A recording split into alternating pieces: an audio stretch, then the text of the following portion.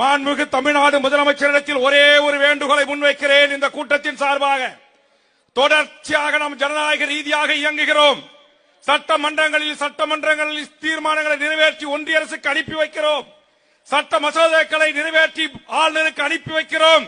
கிஞ்சித்தும் கவலை கொள்ளாமல் நம்மை ஒரு தூஸ் என்ற கருதுகிற பாரதிய ஜனதாவின் ஒன்றிய அரசுக்கு சரியான சவுக்கடியை கொடுக்க வேண்டும் என்று சொன்னால், மாண்புமிகு தமிழக முதலமைச்சர் அவர்களே, ஒரு சரியான நேரம், இதை சரியான களமாக மாற்றுங்கள்.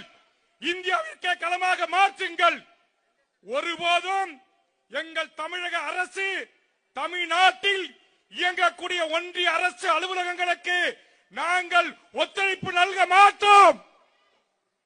முதல் கட்டமா எனக்கு பிடித்த தமிழ்நாட்டில் இருக்கிற அனைத்து சுங்கச்சாவடிகளிலும் உங்கள் தலைமையிலான திமுகவினுடைய தொண்டர்களும் பொதுமக்களும் வரிகுடா இயக்கத்தை அறிவியுங்கள்.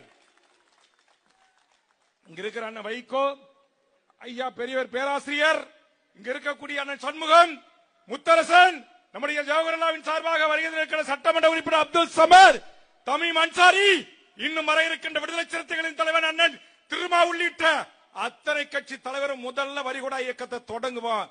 எங்க எனக்கு பிடித்த சுங்கச்சாவடியில சுங்கம் தர மறுப்போம்.